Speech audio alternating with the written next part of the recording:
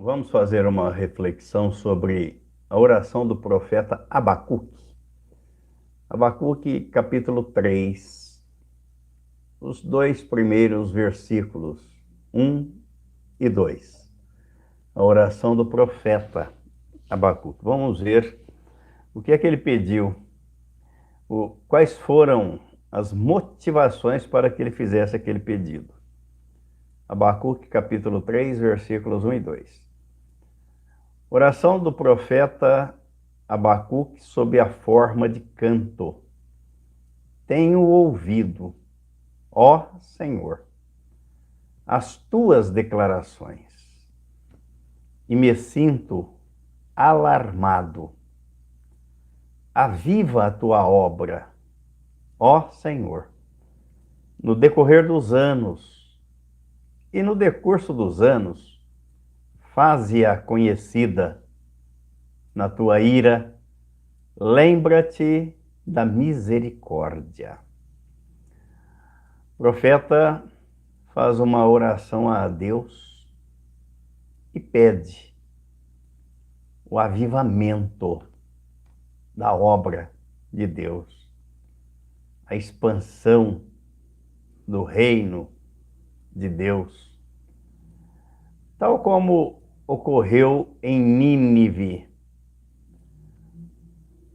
quando Deus enviou o profeta Jonas para pregar em Nínive.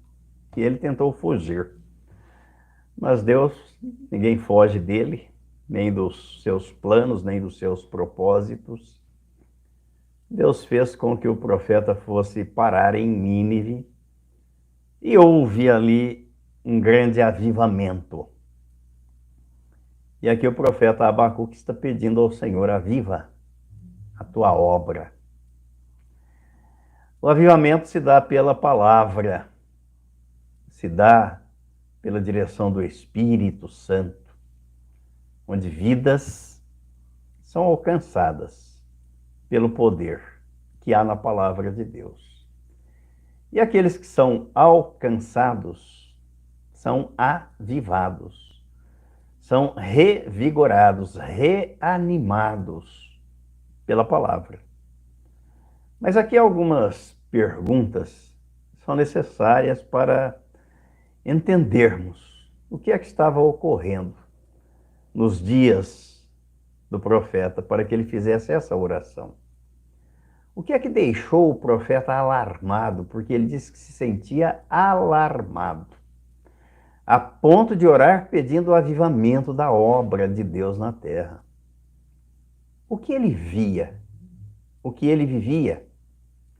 O que estava acontecendo naqueles dias? O profeta Abacuque é conhecido como profeta filósofo. E é interessante que ele era contemporâneo do profeta Jeremias. Ele se sentia perturbado por causa da impiedade que reinava no meio do povo de Judá. E em contraste com o profeta Jeremias, Abacuque preocupava-se com a aparente relutância. Quer dizer, aos olhos dele, dentro da visão dele, Deus estava demorando para julgar, para fazer justiça, o que ia contra a falta de arrependimento do povo.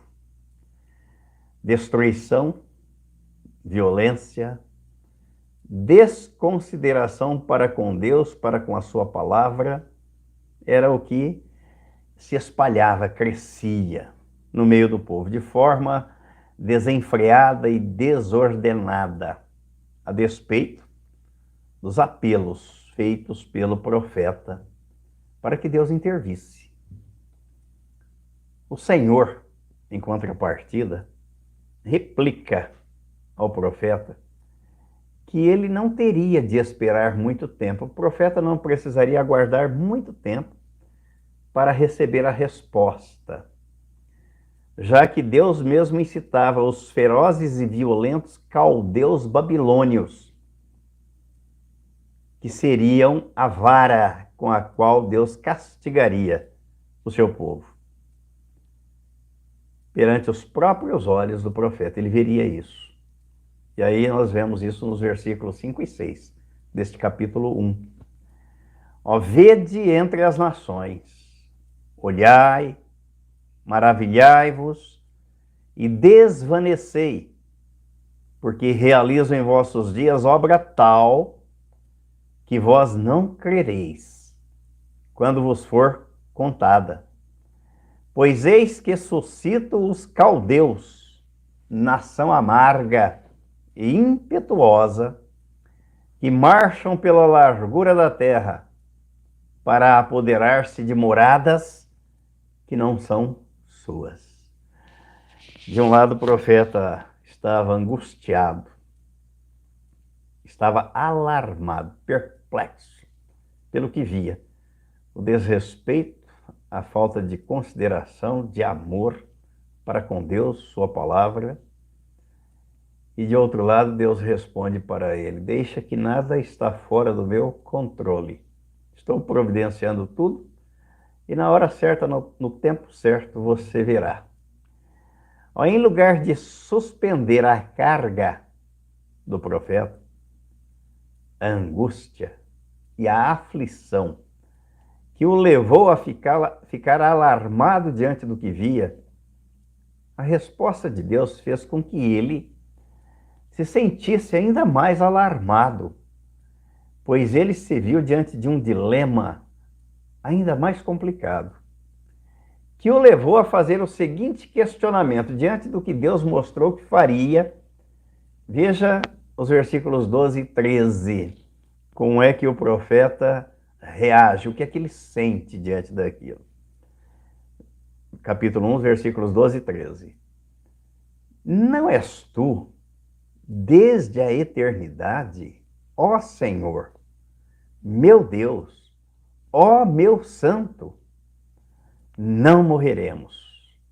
Ó Senhor, para executar juízo, puseste aquele povo, tu, ó rocha, o fundaste para servir de disciplina. Tu és tão puro de olhos que não podes ver o mal e a opressão não podes contemplar. Por que, pois, toleras os que procedem perfidamente e te calas, quando o perverso devora aquele que é mais justo do que ele? Dá a impressão que o profeta não concorda com aquilo que Deus está fazendo ou anunciando que vai fazer. Diante desse questionamento, ele procurou um lugar solitário para esperar a resposta de Deus. Aí o capítulo 2, versículo 1, a reação do profeta. Por-me-ei na minha torre de vigia, colocar-me-ei sobre a fortaleza e vigiarei para ver o que Deus me dirá e que resposta eu terei à minha queixa. Vamos ver qual vai ser a reação do Senhor, o que é que ele vai fazer, como é que ele vai agir.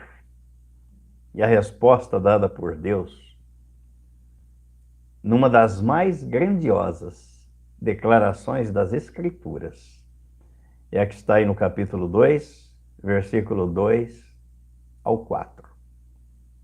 O Senhor me respondeu e disse: escreve a visão, grava sobre tábuas, para que possa ler até quem passa correndo, porque a visão ainda está para cumprir-se no tempo determinado.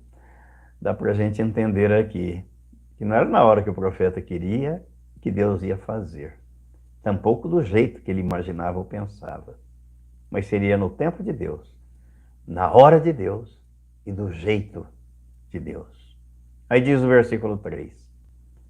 Porque a visão ainda está para cumprir-se no tempo determinado, mas se apressa para o fim e não falhará. Se tardar, Espera-o, porque certamente virá, não tardará. Eis o soberbo, sua alma não é reta nele, mas o justo viverá pela sua fé. O justo vive pela fé, crendo naquilo que está escrito, naquilo que ouviu, que emerge, que vem da palavra de Deus. Aí ele não precisa buscar sinal algum. É crer, confiar, esperar, descansar. E Deus vai agir e vai fazer do jeito dele, no tempo dele. Resposta similar a esta fora dada em uma das cartas que Jesus mandou João escrever à igreja de Esmirna. Apocalipse capítulo 2, versículo 10. Vejam só. Jesus mandou João escrever àquela igreja: não temas as coisas que tens de sofrer.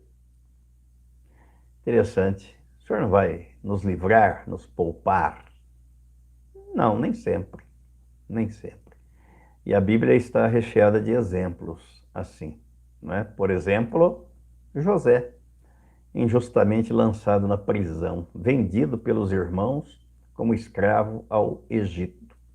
Deus tinha um propósito para cumprir através de José e não o poupou da injustiça cometida contra ele no Egito, injustamente lançado na prisão. Mas Deus estava lá com ele. Os 3 hebreus que foram lançados na fornalha aquecida 7 vezes mais, lá na Babilônia. Deus também não os poupou, mas esteve com eles. Daniel, lançado injustamente na cova dos leões. Deus não o poupou, mas estava com ele. Aqui, Jesus está dizendo, escreve João, à igreja de Esmirna, não temas as coisas que tens de sofrer. Vamos passar por sofrimento, por tribulações, por aflições, por angústias, sim. E ele sabe disso. Mas ele tem um propósito em tudo isso. Ele diz, eis que o diabo está para lançar em prisão alguns de vós, alguns dentre vós, para ser dispostos à prova. E tereis tribulação de 10 dias, até o tempo determinado por ele. 10 dias. Cativeiro da Babilônia, 70 anos. A escravidão no Egito, 430 anos. Ser fiel até a morte e dar-te-ei a coroa da vida. Então, ele sabe, ele prepara, ele tem um propósito, ele não nos livra de todos os sofrimentos, de todas as angústias, de todas as tribulações, não, mas prometeu estar conosco todos os dias até a consumação do século. E aqui, a igreja de Esmirna, Jesus estava dizendo, mandou João escrever, que eles seriam postos à prova. Deus prova a nossa fé. Porque na hora que está tudo bem, é fácil, gostoso. Mas na hora que as coisas não vão bem, é a hora da fidelidade ao Senhor, de ter a certeza de que Ele está em nós, conosco, e é por nós, e não contra nós. E esperar o tempo dele, para que ele cumpra o propósito dele. Ao profeta Abacuque, Deus respondeu que os justos serão preservados no dia da tribulação, visto terem dependido, esperado e descansado nele, pelo que também Deus espera, aguarda a manifestação dos seus filhos na proclamação do evangelho da sua graça e na expansão do seu reino aqui na terra. Era isso que o profeta estava pedindo: aviva a tua obra, ó Senhor, e faze-a conhecida nos nossos dias ainda e no decurso dos anos. Eu quero ver, eu quero participar. Esse era o pedido dele. A retribuição certa será certa também na proporção daqueles que se insurgem contra Deus, contra a sua palavra, contra o seu povo. Receberão também aquilo que lhes é merecido. Aí no capítulo 2, Abacuque, capítulo 2, a partir do versículo 6, ele vai fazer este registro. E Deus falando para ele: não levantarão, pois, todos estes contra ele um provérbio, um dito zombador? Dirão: ai daquele que acumula o que não é seu. Até quando? E daquele que a si mesmo se carrega de penhores. Não se levantarão de repente os teus credores? E não despertarão os que lhe hão de abalar, os que te hão de abalar? Tu lhes servirás de despojo, visto como despojaste a muitas nações. Todos os mais povos te despojarão a ti, por causa do sangue dos homens e da violência contra a terra, contra a cidade e contra todos os seus moradores. Ai daquele que ajunta em sua casa bens mal adquiridos para pôr em lugar alto o seu ninho, a fim de livrar-se das garras do mal. Vergonha maquinaste para a tua casa, destruindo tu a muitos povos.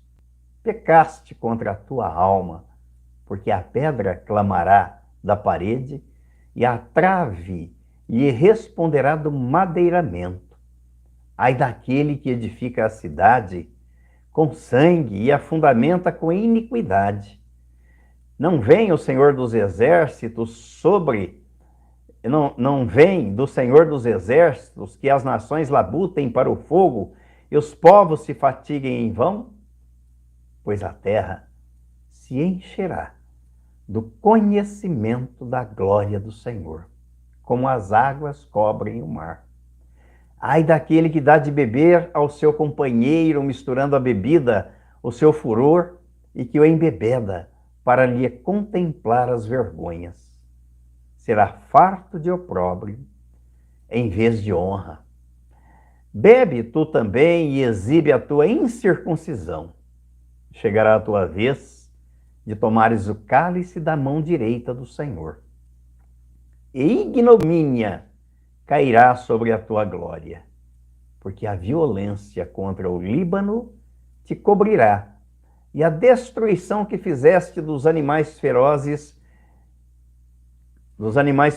te assombrará, por causa do sangue dos homens e da violência contra a terra, contra a cidade e contra todos os seus moradores.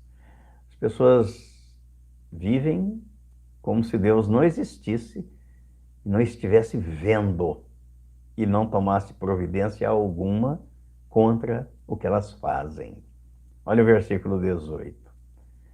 Que aproveita o ídolo, visto que o seu artífice o esculpiu? E a imagem de fundição, mestra de mentiras, para que o artífice confie na obra, fazendo ídolos mudos? Ai daquele que diz à madeira: acorda, e à pedra muda: desperta. Pode o ídolo ensinar? Eis que está coberto de ouro e de prata, mas no seu interior não há fôlego nenhum. Um recado duro da parte de Deus contra a violência, contra a destruição do planeta e contra a idolatria. E a resposta do Senhor termina com uma ordem solene e silêncio universal perante o soberano Deus. O versículo 20. O Senhor, porém, está no seu santo templo. Cale-se diante dele toda a terra. A nova aliança, o templo que o Senhor habita, são os corações regenerados por sua graça, na cruz, no corpo de Cristo, a inclusão mediante a inclusão do pecador, para receber um novo coração, a nova natureza, a natureza divina, para ter comunhão com Ele. Aí Ele habita. Este é o templo da nova aliança. E na casa de oração, nos reunimos para louvar e para cultuar ao Senhor. O Senhor assegura ao profeta que a sua justiça triunfará. E por conta dessa segurança, é que o profeta sobe à torre de vigia e eleva a sua oração para que Deus opere novamente uma obra poderosa, conforme fizera no passado, na saída do povo do cativeiro do Egito, no Monte Sinai. Assim, quando oramos, devemos trazer à memória o que Deus já fez no passado.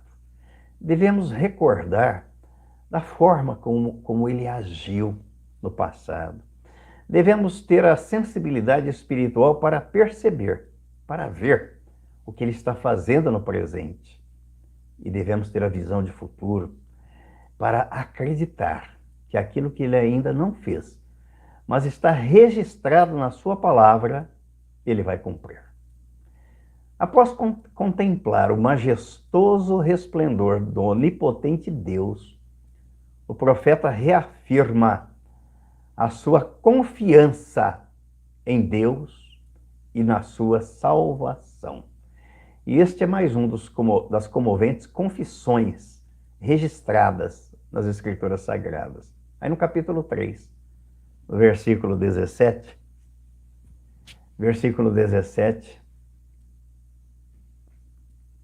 ao versículo 19.